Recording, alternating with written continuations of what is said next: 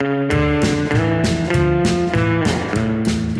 would have thought that this little show would make it to season 6? I mean, when Hadi and I started this thing, we thought we had 1, maybe 2 seasons at best.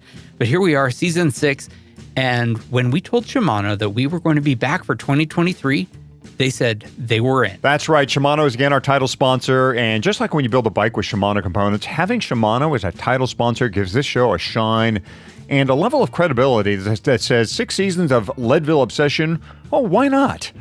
Of course, 6 seasons pales in comparison to the number of years Shimano has been making bicycle components. Shimano celebrated its 100th anniversary a couple years ago, and their first product was a freewheel. Remember that? Shimano brought us integrated shifting in the meantime. I mean, just imagine if we were all still reaching for down-tube shifters to change gears. You know, I interviewed Tom Ritchie for our other podcast, Marginal Gains, and he said at the dawn of mountain biking, when he went looking for component makers to partner with, no one impressed him more than Shimano. Oh, I'm right with Tom Ritchie on that. And we are so proud. We're honored, actually, to have Shimano as our title sponsor again. I would be writing their stuff anyway, but having them as a partner, I get to share my experience with our audience about their shifting and their braking. And don't forget their other brands. Pro Bike Gear is a great place to get the bike accessories you might need, like grips and saddles. Saddles. They're Griffin. Holy cow, man. It's amazing to love a saddle. Recommend them highly. There's the Laser helmets, another Shimano company I love. And Laser has just such a great record of making helmets with the highest safety ratings. That orange helmet you saw me last year in Leadville, that was a Laser. And in fact, every helmet I own, I threw the rest away. Yeah, all I ride is Laser now. So what do they all have in common? All these companies, an obsession with getting things right. It all starts with Shimano. And for more on their components and shoes, go to bike.shimano.com. 3, 2, 1.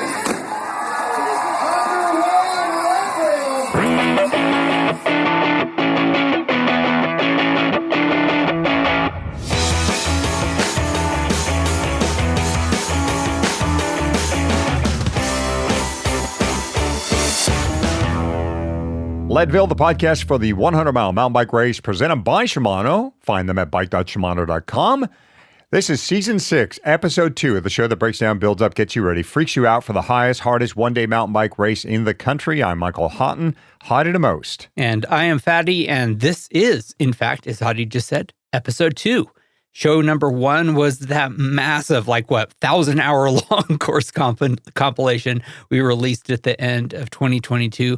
That was before the lottery, though, so now names are drawn, racers are selected, you're making plans, and we also are putting our focus on that second Saturday in August.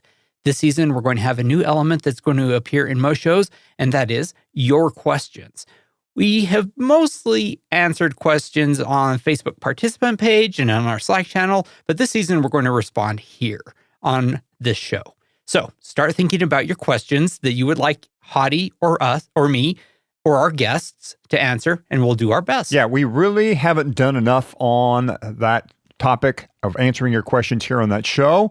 You know, we've had a couple of episodes where we've answered questions, but never a regular thing that we've done. So looking forward to that project this year. So after 5 seasons, we're still learning how to do this thing, Fatty.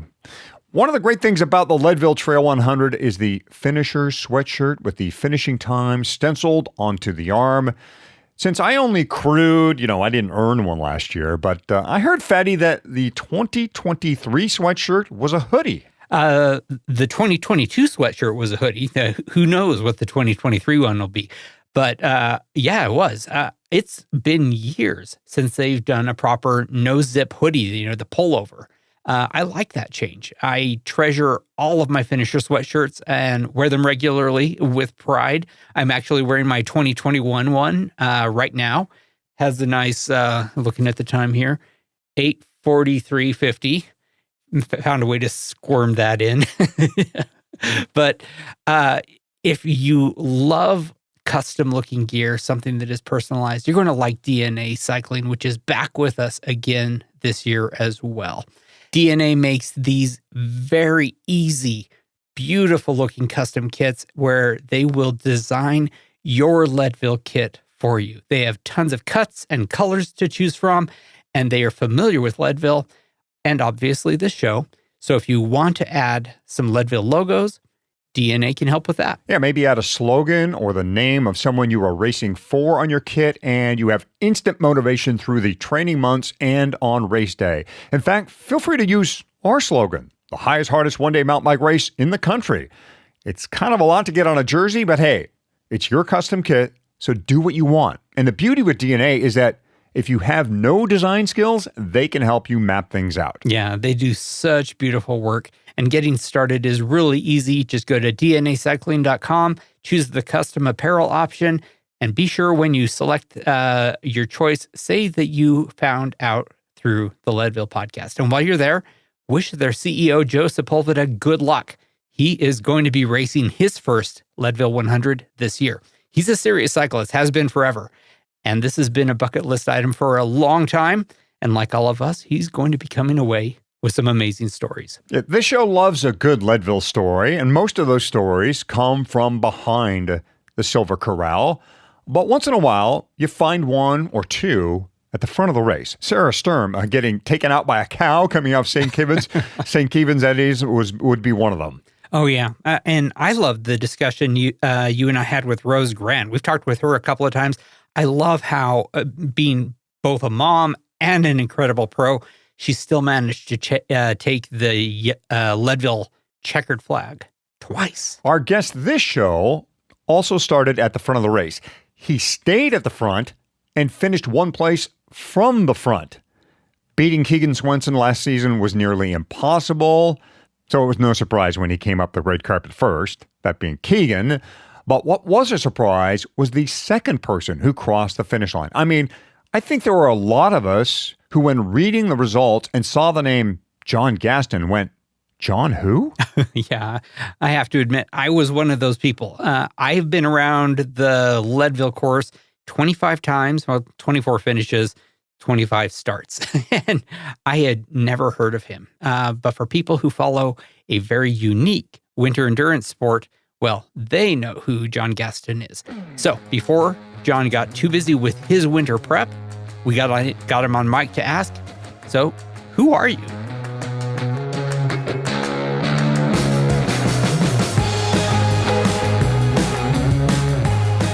Well, Fatty, we're very excited to welcome our guest to the show. He's John Gaston. He finished second at the Leadville Trail 100 mountain bike race. I know when John crossed the finish line, or when people were reading the results, they probably went, John Gaston? John who?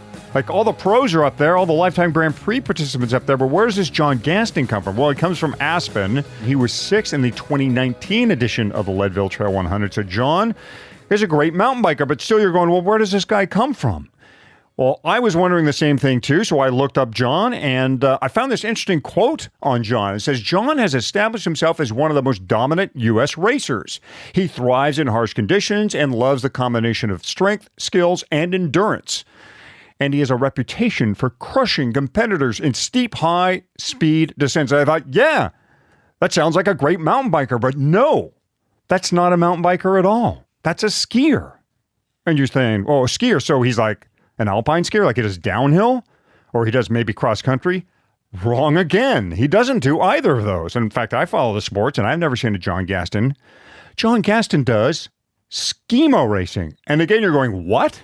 Skimo? What is skimo racing? So, John, welcome to the show. And I'm going to ask you the question you probably get asked a lot, and that is, what in the hell is skimo racing? Well, first off, thank you guys very much for having me. Been a long time listener, and it's fun to be on the show and chat a bit about the race and some of my background. But yeah, I definitely had that question quite a few times, especially in the weeks after Leadville. Skimo is, I mean, the short version is it's ski mountaineering racing, but really what it is it's the racing sport of backcountry ski touring, and so it combines a lot of elements from cross-country skiing and alpine skiing and backcountry ski touring, and kind of mashes it all together. So it's very, very aerobic. Spend a lot of time at or around your threshold with very little time to recover in between climbs and descents. But basically, a traditional kind of race. There's a lot of different formats, but the main format would be the individual race. And that's kind of loosely comparable to a cross-country World Cup race, about a 1.5 to 2 hour event. But unlike cross-country Olympic, for example, which has, especially these days, it's made up of a lot of short, punchy climbs. Skimo is a much steadier effort. You climb much bigger mountains. And so you'll have, a race will be made up of anywhere between 3 to 5 or even 6 different climbs and descents, all between 10 to up to 40 minutes long, with very short rest periods of descent in between. And they're not really even descending because that's where the alpine side of it comes into play. And a lot of the descents are off-piste or in the backcountry or on something steep and technical, and your legs are just burning. So it's extremely hard to recover in skimo, up or down, which makes it great training for mountain bike racing and vice versa. But I got into this sport sort of at the same time that I got into mountain biking, but I think I sort of saw some success there a lot earlier, and that's sort of where my career, if you will, headed.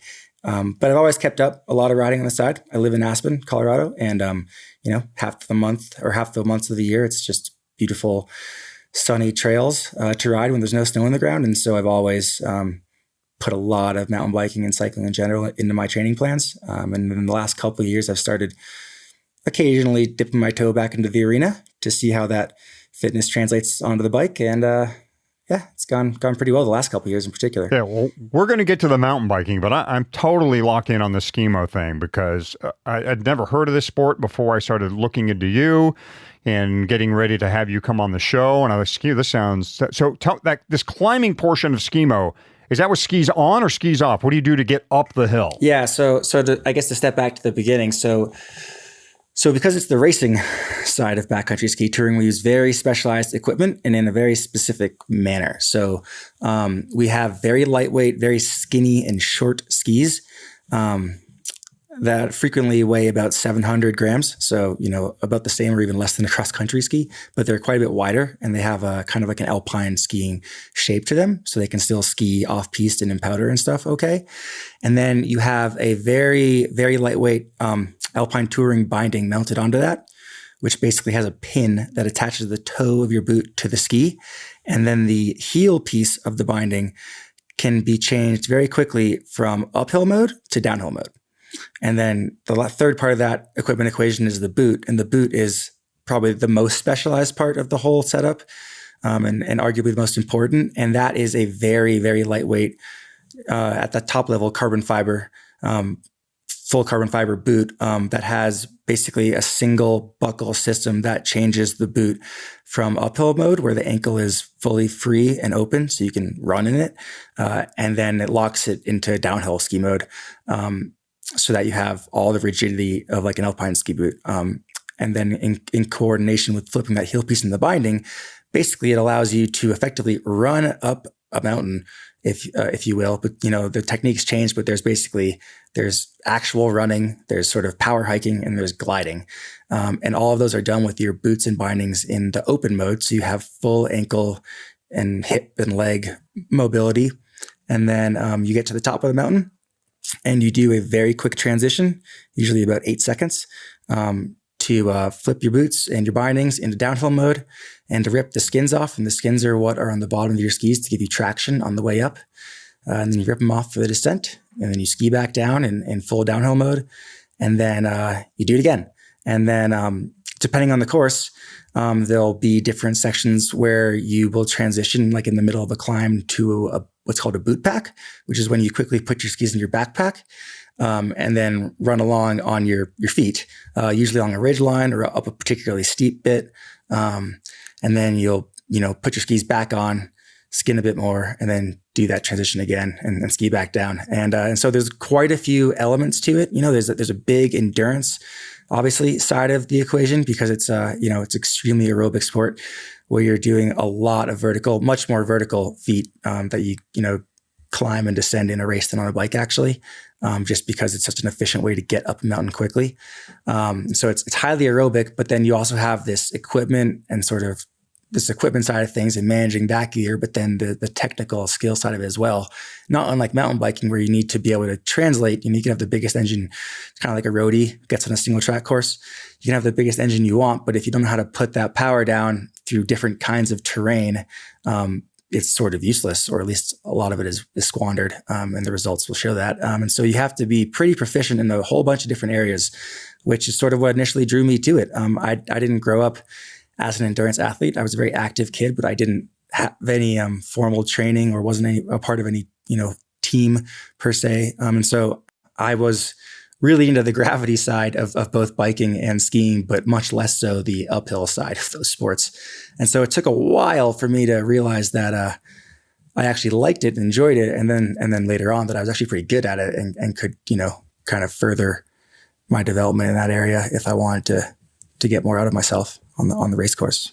Yeah, well, Fatty, you'll be maybe not surprised to hear that John is considered the best, or has been considered the best U.S. skimo racer that we have. I mean, he is top level. So you're second best at Leadville, John, but you are the best skimo racer this country has, which is just amazing. But still, I mean, I think a lot of people might be scratching their heads like, yeah, but how does one find out about skimo? Like, this is just not a very obvious sport. So how did you even find out about this sport? No, I used the dodgeball reference, Obscure Sports Quarterly. It's like right up there with dodgeball. But no, so it's somewhat dependent on where you live, obviously. Cycling, whether it's mountain biking or road or gravel, can be done almost anywhere, which is sort of the beauty of it. And so it's a lot more accessible for a lot of people, whereas skimo kind of by definition needs big mountains and snow. So if you live in a ski town in particular, or anywhere near a ski town, then you're a lot more likely to be exposed to it. But outside of that, if you're a flatlander in Kansas, then yeah, you've probably never heard of it and never will. But if you spend your time in snowy mountains in the winter, you'll definitely have heard of backcountry touring, for example. And sort of one of the main sort of paths to entry in the sport is people who grew up backcountry touring with their friends or family or parents or whatever. But then if they're trying to take that a little bit further, or they want to push themselves a bit, skimo is sort of the avenue to do that. It's the racing version of that. And so there are, it's very dependent on the region. With our liability laws in the US, the courses tend to be a lot tamer, a lot mellower than they are in Europe, where that basically doesn't exist. And so you can kind of dip your toe into the water pretty cautiously, if you will, in the US, and sort of test it out. And so you get a lot of athletes coming from, maybe they're runners who are looking for a way to cross train in the winter without so much impact on their body, or they're cyclists who are sick of riding a trainer, for 20 hours a week in the winter. And you get a lot of athletes coming into the sport, or at least finding out about the sport through those types of environments. But if they're not maybe that well-versed in actual backcountry travel, then the US racing scene is sort of a pretty good way to do that, because it's generally safer. And a lot of the courses are on or near resorts. And so you can kind of work your way up, if you will. Whereas over in Europe at like a World Cup level, it is a whole other ballgame. And the courses they can be wild. They can be extremely technical, very fast, very challenging, steep, rough descents, with all types of snow conditions, and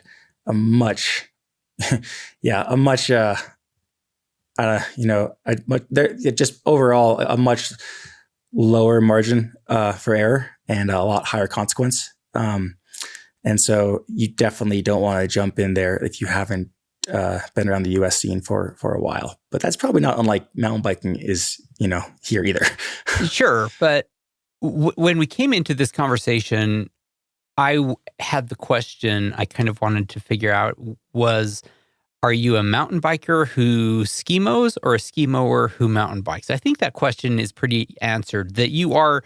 If you were on a desert island, if you were on a mountainous island, and you had to choose one thing, you would choose skimo over mountain biking. Is that fair to say? If you had to pick one? Yeah, absolutely. And that's not to take anything away from mountain biking, but I'm better. I'm frankly better at skimo, and that sounds silly. And I'm the Leadville result notwithstanding, I was able to reach a much higher level compared to like sort of the top international guys a lot sooner on skis than I was on a bike. And frankly, to be blunt, like as proud as I am of my Leadville result, if I showed up at Marathon Worlds, I would be pack fodder, and so I think that still probably holds true. I've always used mountain biking. I've always been both is the thing. I mean, kind of the one reason, part of the draw of Skimo is that by definition, you sort of have to become very proficient at cross training when there's no snow on the ground. And I never came from, a running background. I came from a mountain biking background. And so that was always sort of my preferred take on how to manage those months. And as such, I do spend a lot of my year on a bike. I spend absolutely none of my year on a bike for 6 months, from sort of November 1st through April, or kind of mid-October, I guess, through mid-April. But the rest of the time I spend a lot of time on a bike. And it's not that they don't translate one-to-one by any means, but they definitely, I've learned how to manage that transition quite well, I think, with sort of a bit of extra time in the gym or sort of specific cross training stuff that I'll do that will make that transition from biking to Skimo easier in particular, because that's the harder one. It's much easier to go from Skimo to a bike than the other way around, I find. Because a bike, you can, if your fitness isn't there, or your fitness is usually there after Skimo season, but maybe your, the specific musculature is a little bit different, and the firing patterns aren't quite one-to-one. But you can ride a bike easy. You can find flat terrain or shift down a gear. But when you're just climbing up and down mountains, you can only kind of do that so easily, or else you just won't physically get up the mountain. So it can be a bit rougher for sure in the other direction, I find. But like I said, I've always loved bikes, and I would hope I would never have to give up one or the other. But I do think I am kind of genetically, if you will, more predisposition to ski racing than I am to bike racing. But that I don't mean that to say that I didn't give it my full effort for Leadville. Don't get me wrong. Highly, very far from that. But it's more that basically I used to, early days when I was what I called like a recreational racer in the sort of 2010 through 2015, I did try to split both more evenly. And I did a lot more mountain bike racing sort of at the state level in Colorado and locally as well. And I had, a medium level of success at both, but I really wasn't focusing enough on either to start maximizing my potential as an athlete. And it wasn't until I sort of put biking on the back burner that I could really focus full time on ski racing and therefore sort of train in a much more like periodized manner and give myself, a full summer of just logging volume without ever having to worry about, trying to rest up or taper for races and all that stuff. And a few years of doing that, when I then went back to bike racing, I had such a higher level of fitness than when I left it. And that sort of just continued to be the case. Like I said earlier, I didn't get into endurance sports at all in any sort of serious manner till quite late, almost a decade behind probably when most of these other kids are now, there's 15-year-olds who are just crushing it. And it wasn't until after college that I started even racing at all. And it wasn't until I was, I didn't hit 1,000 hours a year until I was 30 and I already had a kid. And so it wasn't, that's sort of, I think it's a mixed bag. Like part of me regrets not having sort of been exposed to that at a younger age. But on the flip side, I didn't, I wasn't one of those kids that burned out because I did a lot of sports and I did them for fun. And that gave me a great foundation to then sort of pick and choose later what I wanted to focus on. But it did mean I had a longer development curve for sure. But, I'm 35 and I'm still getting faster, whereas I think most 35-year-olds are probably past there, or at least peaking. Whereas I'm still sort of at that stage where every year is another 1,000 hours in the bank, and it's a little bit more speed on the bike or on skis. And that's pretty fun. So you live damn close to Leadville. Was it as easy as that? Is that how you got involved in Leadville and racing it because it was so close? Or tell us your Leadville story. How did you figure the race out? Get into it? Yeah, I mean, so like I said, when I moved to Aspen full time after college, which is like 2010, I guess, I started we have a really great local cycling club series race here, and so every week alternates between a road race and a mountain bike race, and it's like 16 or 18 races. It's basically the whole summer. It's pretty sweet. And that's sort of how I got into mountain bike racing in the first place. And, all of the older guys in there wouldn't shut up about Leadville. Oh, that's us. Hi.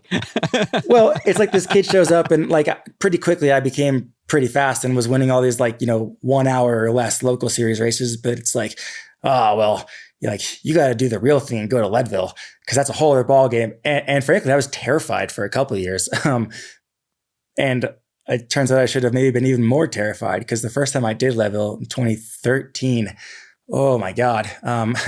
It was, I'd never even done a ride that long in my life, let alone was I ready to really race it. And, that wasn't to say I wasn't fit, but it's sort of a classic sort of life lessons as a beginner. And I think I had like 4 flats and 1 tube and ran out of CO2s and was that guy begging pumps and tubes on the Sugarloaf descent from people. And God, I just remember sitting on the side of the trail thinking I was getting heat stroke, just being like, what am I doing here? And I'm never coming back. But, a few months go by and then you kind of change your tune a bit. And so I did slowly chip away at that, like when I was still, like I said, still kind of splitting skimo and bike racing. And so I raced Leadville again in 2014 and 15 and like sort of slowly put together some races, like went just under 7 hours in 2014 and then had like a 6:48, I think, in 2015, which I was like, okay, well, that's as good as I'm going to do unless I start focusing on bike racing. So I quit.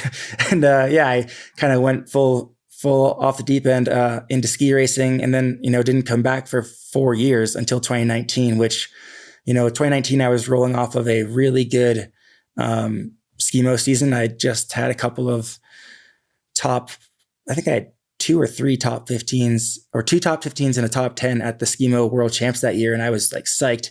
And, sort of one of those things where I was, okay, I've reached a kind of a new level in skimo. Like I should, maybe throw my hat back in the bike ring and see what happens. And coincidentally, that was the same year that, it wasn't the first year that some of the World Tour guys came over, but it was the big year in the sense that, like the EF guys were doing their, like webisode series and Stetina came over. And so it was a pretty overwhelming, but also pretty great year to jump back into it because it was on a whole new level, kind of all of a sudden. And that was a great race for me. That was a really brutal day. I finished sixth place. Yeah, I finished sixth that year. And, I just broke 6.5. And that was kind of my main thing was a time goal there. I just really wanted to get under 6.5 hours. And I had a great race, like most people, for 4 hours up until we hit power line. And then the, classic story, the lights just went off. And I honestly, I didn't go back for like 2 years. And I joke that it was just because, COVID saved me from having to go back because those nightmares lived with me forever. That was a cool time for sure. And I got to ride that last kind of hour and a half with Todd Wells and Alex Grant. And Todd Wells is a freaking legend at Leadville. And, being a Colorado local guy too, like he was an idol. And so being able to spend that last hour and a half just so deep in the pain cave, but sort sharing that with him was super cool. And we worked together and we both and I think that was for Alex Grant's first time breaking 6.5 too. So we were both super stoked, sort of regardless of what positions we got. Like the three of us sort of really helped each other out a lot. And I came out on top in that 3-up sort of last 1 minute sprint, which I don't think it's called a sprint when you're that fried, but it wasn't a top 5. And I think Alex Howes was like a minute in front of me, but same thing. Like I finished that and I was just in so much pain for so long.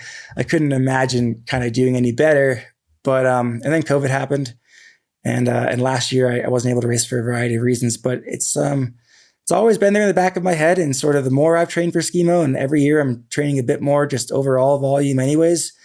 And I know I'm getting a bit faster and, especially the way my season is scheduled out, the summer is sort of always, I'm doing a lot of structure and intensity as well, but the focus is very much on building as big a base as possible for the transition into skimo in the fall and winter. And so, I don't need a lot of extra encouragement to go ride long hours. It's kind of what I should be doing and like to do anyways.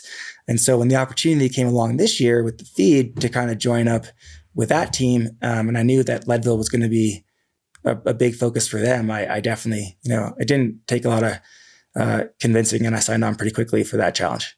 Oh, yeah. Well, we are, of course, at this show, big fans of the feed. And I would love to hear about your thoughts on, I mean, how did you handle nutrition during this race? But I want to hear about the race itself, the day of the race, which you kind of incidentally prepared for as training for your real season of skiing. Well, it's not fair to say that I wasn't training for Leadville because,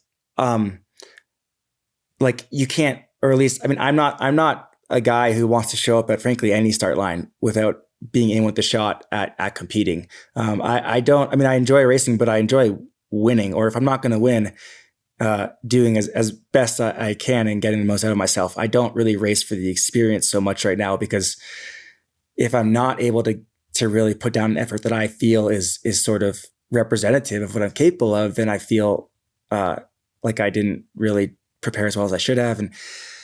And maybe that focus, comes at a detriment sometimes. But for Leadville, I mean, I did focus insofar as I trained with the time I had.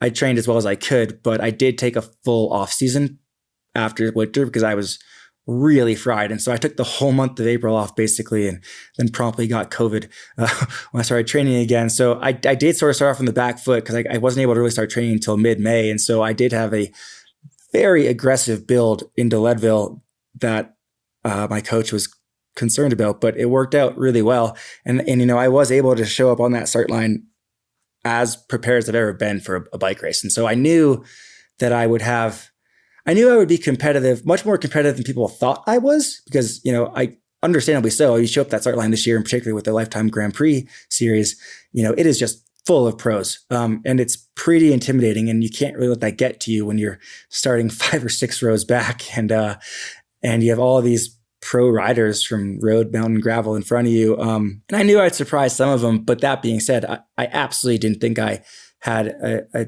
shot in heck at a podium. I thought I definitely had a shot at the top 10, but honestly, I was just doing the math. Leadville's a funny race where it's hard to go in there with a goal of a position unless you're Keegan or Lachlan or Howie, because I think everyone else has to be a little more realistic and look at it almost more time-based. And, I knew what it took to break 6.5 hours, and I knew what I'd left on the table from that race from basically just bonking so hard in the last 2 hours of that. And so, in my brain, I thought there was a chance of maybe a low 620s. And just looking at the way that race played out the last couple of years, that's, somewhere between a 5th to a 10th, frankly, depending on the depth of competition. But it's not a podium shot, especially with the talent that was going to be there this year. And so that was not really in my focus at all. But Leadville is an interesting race, and you guys have done it a lot more than I have, where it truly is a race of attrition, and you can have the best laid plan, but you have to execute that plan, and you have to stay in it. And everyone's day at some point is going to go a little bit south, and it is super easy to want to pull the plug and sort of drift back to the next group on the road. But I just, I went in there, it was maybe a little bit of a suicide pact with myself that I was gonna stay with the front group for as long as I could, and that was that. And I know some guys race a bit smarter over Keevan's, but I had a feeling that was well founded that Keegan in particular, but Keegan and Finstein and the mountain bike guys and Cole, like I knew that maybe more than the gravel guys even realized that, and whether this was verbalized or not, they were going to go all out early on to drop as many of those guys as possible permanently before ever getting to pipeline. And that's exactly what happened. And, admittedly that race regrouped a bit more than it does tend to regroup after St. Keevan's a bit. Cause I think, we topped that with a group of like 5 to 8 riders, I think, but the gap was small enough that the next group, they were close enough, even if it's 30 seconds or a minute, they can come back on the pavement. And so it swelled back up to, 20 plus or whatever it was on the pavement up to Sugarloaf, or is that Sugarloaf? Yeah. So in that regard, maybe I wished I had saved a few matches earlier, but I don't really regret that, because you have to make those moves because you just don't know. And sure enough, when it went the next time, it stuck for good. And I, from a positioning point of view, I was more than willing to burn a few matches to stay top 5, basically as much as I needed to in that first hour and a half in particular. And so on the climb up on like the turquoise road pavement, there, I was staying pretty close to the front.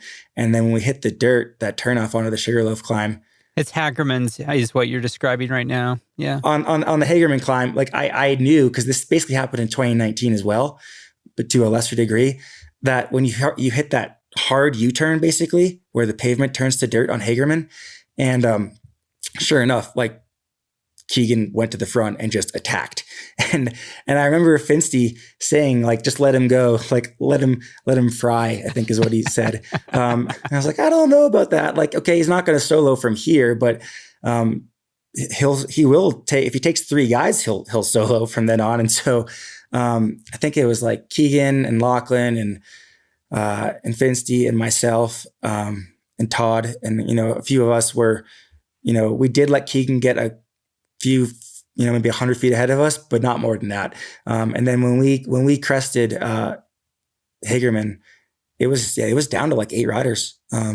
And the only guys that caught on, I mean, they Finsty and Keegan, and then Todd in the later half, they just raged that descent. And it was exactly what I expected, but it was nerve-wracking nonetheless, because everyone who says Leadville is not a particularly technical course, they're not wrong. But what makes it technical is that it's so fast, and you are descending these roads that, yes, in and of themselves, they're not technical, but when you're doing it at that speed, it's incredibly dangerous if you put a wheel wrong. John's going to continue about his harrowing downhills at Leadville, which brings up a good point and something we want to say about NV wheels.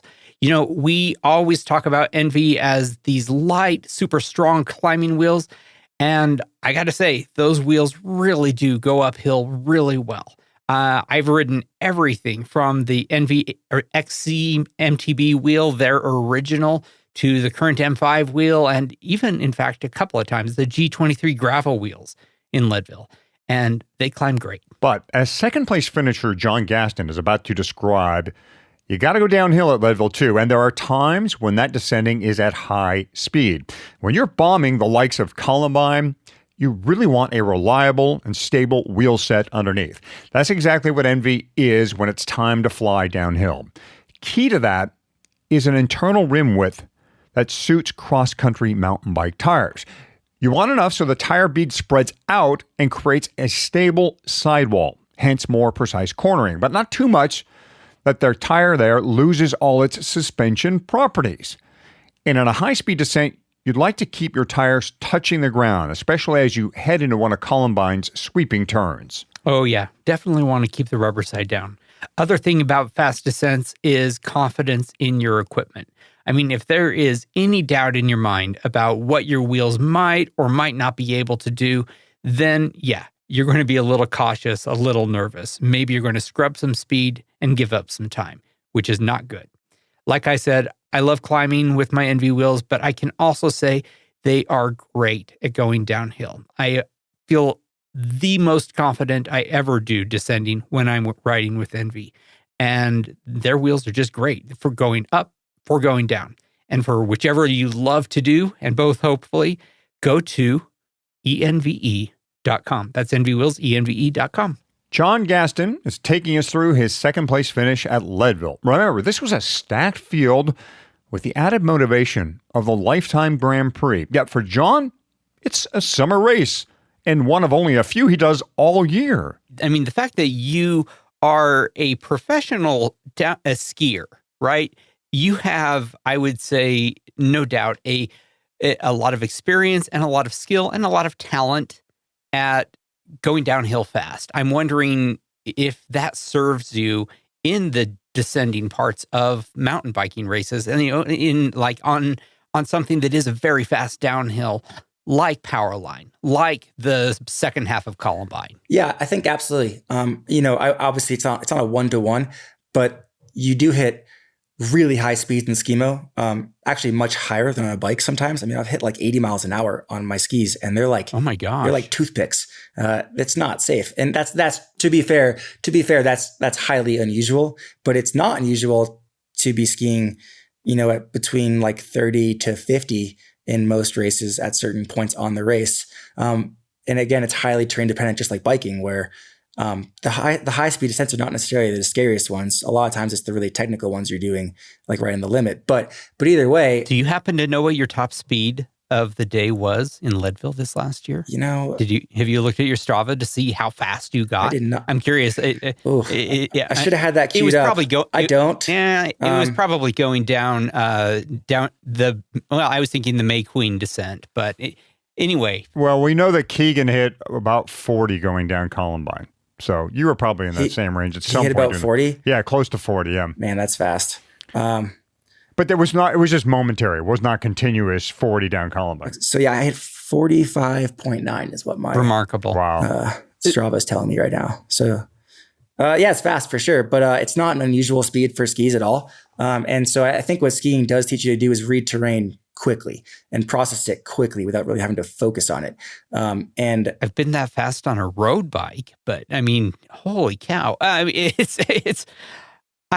so when you got to the bottom of Powerline, were you, I mean, who was still together? No, it was great. I mean, honestly, it's where you get to breathe you get, like in my mind, you really get to breathe a big breath of fresh air at the bottom of Powerline.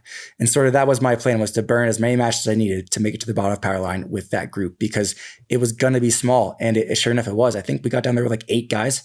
And then I think Matt Beers and Alexi bridged back up. So I think we had 10.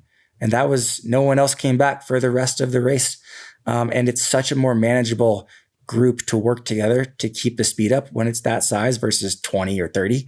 And it's so much less stressful for me because I don't spend a lot of time riding in packs and whatnot. And I just have a much, the guys that make it to the bottom of Powerline know how to ride their bikes. If they're there with the first group, they have at least as much bike handling skills as I do. So I feel so much more comfortable, riding fast on all sorts of terrain close with them than when it's that first pack. I mean, the scariest part of Leadville is arguably the first 15 minutes until you get to the bottom of St. Keegan's, because you're doing, downhill paved start with, 1,000 of your closest friends all hyped up on way too much caffeine.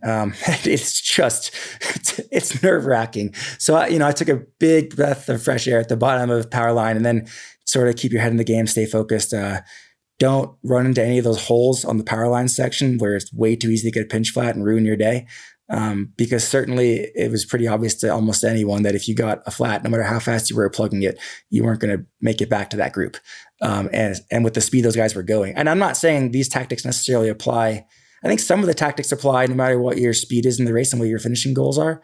But I think there are strategies that you have to employ to make that front group that are not necessarily recommended for everyone else. And primarily being the effort you have to knowingly put out on St. Keegan's and on Hagerman, where you are going, threshold or even a little higher to make a split, which is just a horrible strategy when you're racing at that altitude and that duration, that early in the day, to put those efforts out in your legs. Like, they're going to come back and bite you. But at the same time, you're not even going to be with the shot if you want to be in those top 5 later in the day if you don't put in that work. And that's not the case, I think, for most people at Leadville, but it is the case if you want to give yourself a chance at that top spot. And again, I should back that up. No one was actually in with a chance at that top spot. Everyone there knew who was going to win that race, barring crashes or injury. And it was sort of the running joke was, who's going to win the race, the non-Keegan race. He needs his own category right now. And that did not demotivate me at all. I don't think it did anyone else. I mean, everyone acknowledges that Keegan he's not just on flying form for that race. He is on a world-class level right now across the year. And it's super cool to see. And I think it's awesome. And I had absolutely no illusions, but I knew that after Keegan, it was a much wider open field. And I do not think I was the second fittest guy there by any means of the day, but that's where, proper fueling and nutrition and hydration and then just tactics can kind of play a pretty big difference in the sort of 2nd through 10th spots that are much closer together and can kind of go either way depending on the luck of the day. And so you did make a gamble, right? You said, I'm not going to race my race. I'm going to stay at the front no matter the cost for as long as I can.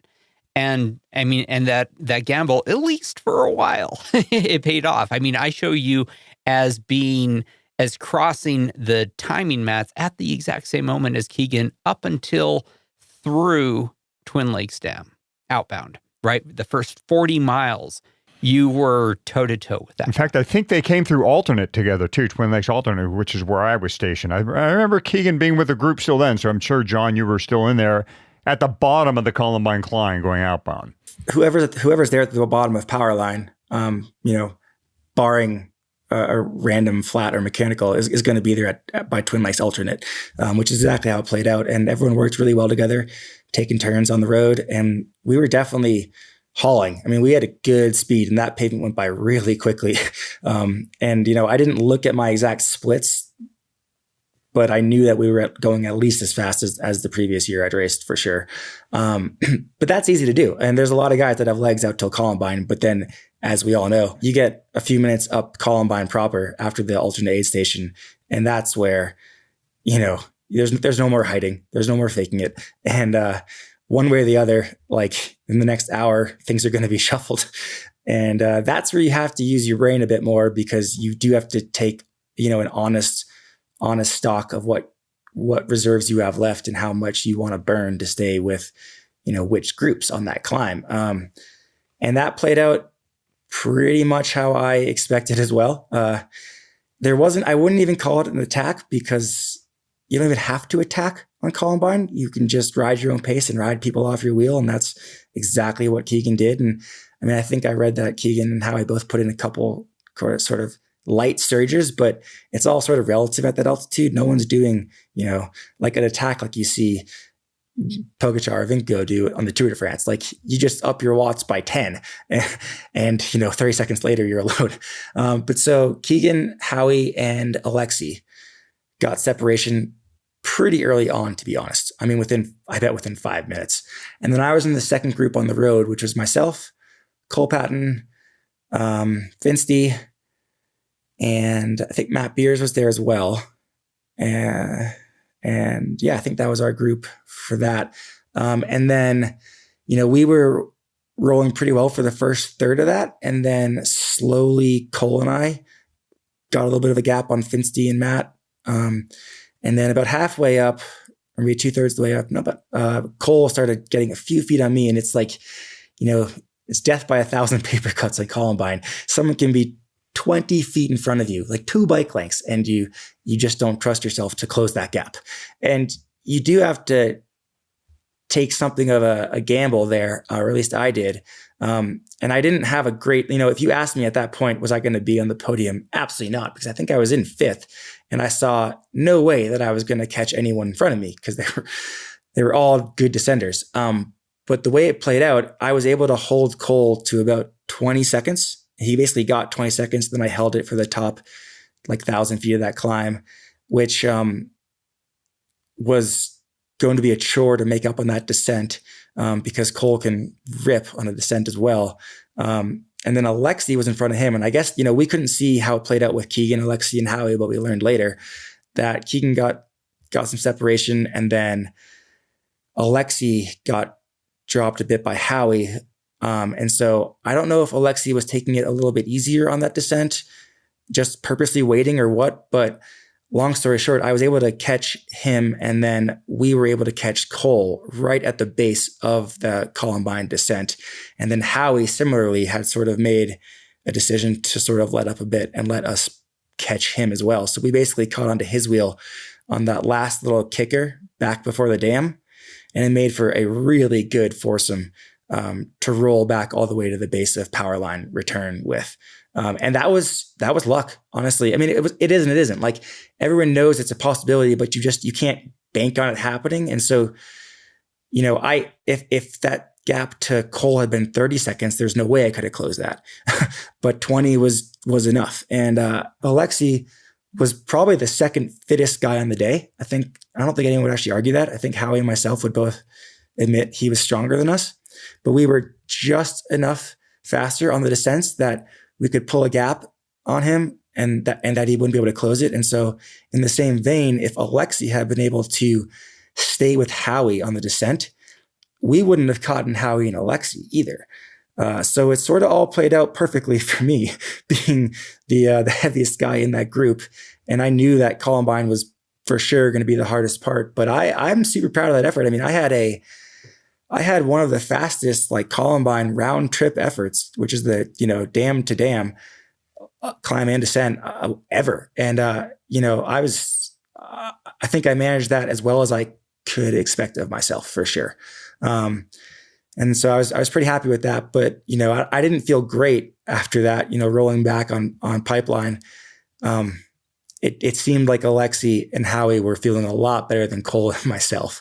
And, I was pretty nervous. I still, at that time, I was like, you know what, like worst I can do if I stay with this group is fifth, and that will be more than I ever hoped for. So like, let's just, you're trying not to focus too much on the bigger picture because you still have to put one foot in front of the other. And if you really lose focus in that course for a little bit, it's crazy how fast things could happen, whether it's dropping your wheel into one of those random holes that could be filled with a bunch of sharp rocks, or missing a bottle grab or something, or just getting behind on your fueling or your hydration. And I know what that was like from years past. And sort of my whole goal, aside from this whole day of trying to manage the effort as well as I could, more than anything, I was so aware of just how much I need to focus on hydration and fueling, so that when I hit power line on the way back, I could have at least something in the legs to get over that climb, because you can lose the race. And I mean, obviously I lost the race. I was second, but for me, that was basically a win. So it is what it is. But I mean, you can have a great day and it can just go unbelievably south if you haven't ticked those boxes off. So you make it as a foursome to power line, right? Yes, power line. You're starting the climb there. How did you go from a foursome to being second place on, well, the red carpet wasn't there this year, but the finish line? First, I got dropped promptly. Oh. Exactly as expected. Howie and Alexi, you come around that turn and you hit that super steep, lower pitch there, and right away they got away. And I just had to ride my own race. And soon enough, it became evident that Cole was actually feeling, I think of the four of us, he had a great poker face, but he was feeling a little worse than I was even. And so I got a little gap on Cole, but I was not. I kept bleeding time to Howie and Alexi. But I just had to, at that point in the race, you really do have to ride within your effort. That is not a point where you can really afford to go with someone just because they're going. Even if you wanted to, you're not going to have the legs to do more than you can do. But I got into a good rhythm. And just, I honestly, I got dropped, but I was shockingly surprised at what power numbers I was still able to hold. And I don't want to say comfortably, but uncomfortably sustainably. And about halfway up, I realized that I could see them on certain switchbacks, like on certain corners where the foliage was like not dense enough. I could catch a glimpse of them, and I realized that the gap wasn't growing. And so, it was still a big gap. And it was probably up to, I don't know, like 45 seconds or something. It seemed forever. It seemed like it was 3 minutes, but obviously it couldn't have been. But yeah, once I realized that the gap wasn't growing, I just, that gave me a bit of extra motivation, because then it really did become this sort of mental battle of, well, wait, if I don't catch these guys by the top, I am absolutely alone for the rest of the race. And there's still a lot of racing left. That last hour can go by really slowly if you're alone. And so the last third of Columbine, I think my pacing really paid off. And I think those guys, went out, they're lighter than I am. So expectedly, when it's the steeper pitches, they went a bit deeper. I just kept it steady. And then as it kind of gets a little flatter across the top, it's flatter, but you're at like 11,000 feet. So you still feel like you're moving like a snail. But I just slowly clawed back a bit of time. And then you have that sort of like flatter traverse before the true descent starts across the top of Powerline there. And I was within like 10 seconds, 10 or 12 seconds. And I basically just decided to do one full gas effort as hard as I could to close that, because then it was just descending and I just had to bank on being able to recover. And it worked out perfectly. Right before I caught them, I was, still maybe like 5 seconds back, and Howie must have heard me and turned his head. And I don't think they'd even thought about me for that entire, half hour, basically, because I, generally speaking, you drop someone up on there, they're not coming back. And certainly I never have before. But he saw me right about to come onto their wheel. And basically, I don't know if he didn't tell Alexi. At that point, he was right behind Alexi. But I was able to sprint right over the top of them and not let either of them catch my wheel at all, right into that descent. And immediately got like 100 feet on Alexi. And Howie kind of was heads up. And again, he knew that Alexi was probably still the strongest of the 3 remaining riders. But him and I were maybe slightly stronger on the descents. And so he sprinted onto my wheel, and the two of us just went full gas down that Sugarloaf descent. And yeah, I can't say it's something I want to do again for a while. I definitely took some risks there. That's you and Howie. So what happens? Yeah. And you know, like I mentioned earlier, riding with Todd back in 2019 was super cool. But man, riding with Howie from Sugarloaf all the way to the finish was a whole other level. I mean, because as much as I looked up to Todd back in the day, Howie, if you're my generation, is like just the king. I mean, he was like the pride and joy of American mountain biking for so many years. And he's won this race so many times, Leadville in particular. And I know he took some time away, and he's sort of got larger life ambitions as well than just being a bike racer, which is all the more cool that he can show up and still put together these performances. But yeah, riding with him was just exceptional. And to be able to not just hold his wheel, but to be able to like contribute it was the opposite of a chase. We were running for our lives from a stronger Alexi is what it really was. That was super fun. And to do with him, like he's just such a nice guy too. And I think a lot of these, pros, I don't want to say they're not nice guys, but they have a lot on the line and a lot to prove. And they can be a little tense on course, myself included. And Howie has just absolutely no ego despite all that he's achieved. But yeah, so we came out of Hagerman basically together. I think I had a few feet when we hit that road, but very quickly kind of waited so we would link up, and very evenly traded turns all the way down that pavement, all the way up Turquoise Lake, all the way over St. Keevan's. And I think we were both in a similar boat where, we were obviously really cooked by that point, as everyone is at that point in the race. There's no way you can't be if you've been going that hard. But again, I think thanks to just being so on top of that hydration and fueling, but the hydration almost in particular, I was able to still put out respectable watts, which made me really happy and a lot more confident in my chances of actually holding on to that podium, because Alexi did not give up at all. I mean, he was charging, and his gap at the finish line was probably no bigger than it was at the bottom of Sugarloaf descent, and he was solo and we were working together. So all the respect in the world to him. I mean, he had the legs and was so strong that he kept us extremely honest. And we had to, neither of us wanted to sit up, because we both knew that if we got caught, then at least one of us wasn't going to make the podium, because it was 100%. Like, he was absolutely the strongest, and we were not going to drop him on the Keevan's descent. And then on that boulevard section, he would absolutely beat. He probably rode that faster than us, and so it was like we could work together and both be on the podium in whatever order. And I don't think either of us honestly cared. But we had to stay on the gas because Alexi was 45 seconds behind the whole way.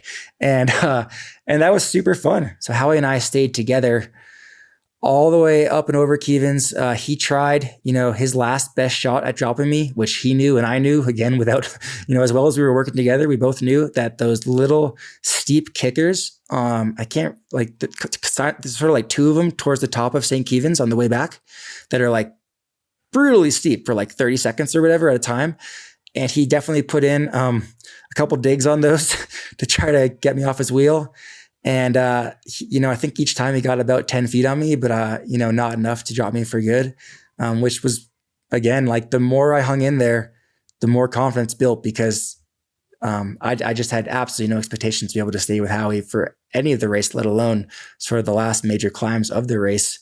And then the last sort of test point for me, at least from his point of view, was going to be that, you're working well together, you're on the flats, rolling turns still, sort of through those pastures, then on the pavement and along the railroad tracks. And then you have that hard left turn onto the boulevard and that steep, rocky pitch that starts off, which is just it's so rude to put that into that race at that point. just rude. And he put in one more dig there. And I think that might have been my max heart rate for the whole race. I don't know. Was just trying to hang on for dear life on that last just super steep bit. But I got to the top of that with him. And he was gassed. I was gassed. We took a few more turns, sort of both recovering for a second from that effort. And then, you're on the boulevard and it's just that wide open, straight drag. And admittedly, I did not know the course as well as I should have. And I just, I don't know how many rollers there are there.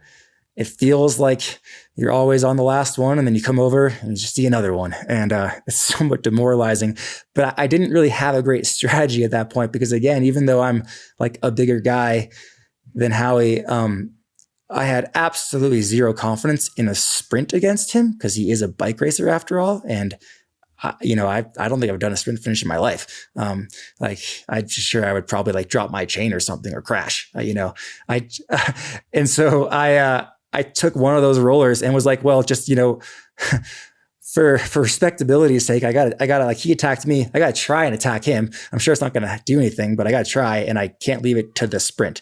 So I just took one of those middle rollers and, came from behind and, I was like, you know what, I'll do like 10 or 15 seconds, like as hard as I can, and then settle in. And if nothing happened, then we're just going to ride together. And, I did, and I got like 50 feet and then I just like, okay, settle back in. Like, obviously you can't keep this up, but like, just try to ride threshold for 30 seconds, just choose a super short number and do that. And that gap got bigger.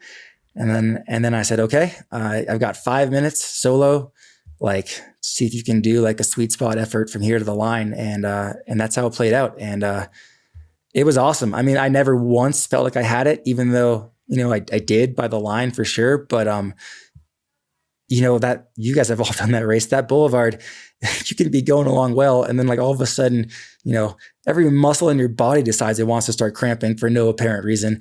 And you've got, a quarter mile left on those pavement climbs, but you can't get over them. and I was just like terrified of anything that could go wrong. And so, but honestly, it all went really well. And it was an unbelievable feeling, to throw in that attack, to make it stick, and then to have the gas to hold it for that last 5 or 6 minutes, to the line. Running scared for sure, but also super cool to be able to actually like execute that strategy. And sort of the first time I've ever had that fitness to do it. To go from like doing a 6:30 was super cool in 2019, but to put together like a 6:15 was wild for me. To be able to just like have a race, to be able to hold on that deep into a race was something I'd never had before. Because we have there are longer races in Skimo. There are these teams events that are, up to 4, even 5 hours, but it's really rare to go longer than that. And so I know I'm really good up to 4 hours, but a lot of people are really good up to 4 hours. and Leadville, the last 2 hours, well, like I said, I mean, I've messed it up so badly in the past that I didn't need any additional encouragement to try and nail it this time around. And it was great. I mean, I finished that feeling absolutely destroyed like everyone else, but far less tormented than in 2019 when I swear I was probably dehydrated for like 2 days after that race, and this one I definitely managed it all much better. And the result was pretty cool for sure. And I think that's kind of one of the unique things of Leadville. I mean, people were surprised that I podiumed, to be sure, and they should have been, but Leadville is different than most mountain bike races in that it's long enough where, a lot of other factors come into play than just your mountain bike specificity. And at the end of the day, like it is a war of attrition. And, you have to be able to, like, I would not beat that field in a mountain bike race. And I wouldn't pretend to. Like if I had to race those guys in a short bike race, I just couldn't even imagine how poorly that would go. But in something as long as Leadville, where there's so many other factors and the day is so much longer, it does provide sort of an opportunity to let the just overall fitness from Skimo sort of show through. And it did, which is sweet. I'm psyched.